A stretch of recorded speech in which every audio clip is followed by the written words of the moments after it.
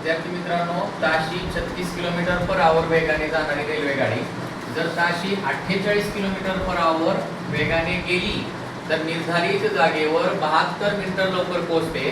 तर रेल्वेने प्रत्यक्षात कापावायचं अंतर किती पाहूया आपण. समजा इथं ए पॉइंट आहे, इथं बी पॉइंट आहे. हे पहिलं ठिकाण आहे जिथून गाडी सुटते आणि हे दुसरं ठिकाण आहे निर्धारित ठिकाण, ज्या ठिकाणी गाडीला त्या ठिकाणी जायचं असतं. आता समजा ही गाडी जर दररोज 36 किलोमीटर पर आवर वेगाने जात असेल, तिचा दररोजचा वेग दैनंदिन वेग 36 किलोमीटर पर आवर आहे आणि दुसरा वेग आज तिने वाढवलेला वेग आहे 48 किलोमीटर पर आवर.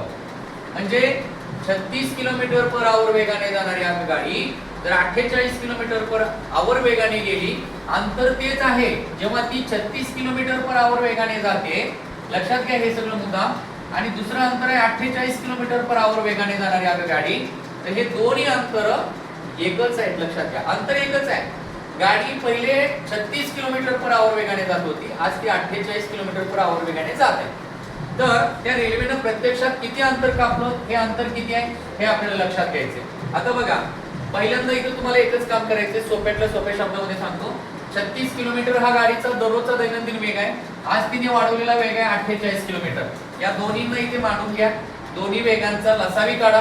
लसावी निघतोय 36 आणि 48 चा लसावी निघतोय 144. आता हा 144 जो वेग आहे हा गृहीत अंतर निघाले आपलं. म्हणजे समजा ए गावापासून बी गावापर्यंत अंतर हे आपण गृहीत अंतर पकडूया 144 किलोमीटर आहे असं. मग आता काय करा, दुसरी स्टेप. आता तुम्ही काय केलं, दोन्ही वेगाचा लसावी काढून घेतला. तो लसावी निघाला 144. तो 144 गृहीत अंतर पकडा. आता नंबर 2 तुम्हाला हे करायचंय, 144 जर तुमचं गृहीत अंतर असेल तर ते 144 या अंतराला दोन्ही वेगानी 36 ने आणि 48 ने सुद्धा भाग घालून घ्या.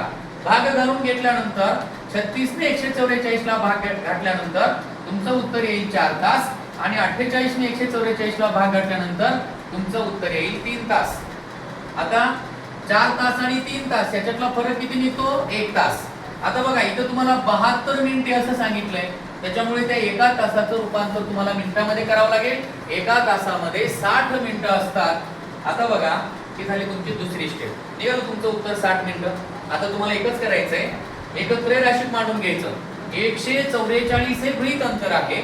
तर 144 किलोमीटर अंतर कापायला जर 60 मिनिटं लागत असतील तर मग आपल्याला 72 मिनिटांमध्ये वेळेखाली वेळ मांडा, अंतराखाली अंतर निघून जाईल.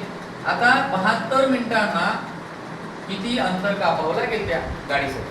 आता आपण ते त्रैराशीत मांडलं, उत्तर आलं त्याचं 28.8 गुणिले 6 यांचा गुणाकार करा 172.8 किलोमीटर.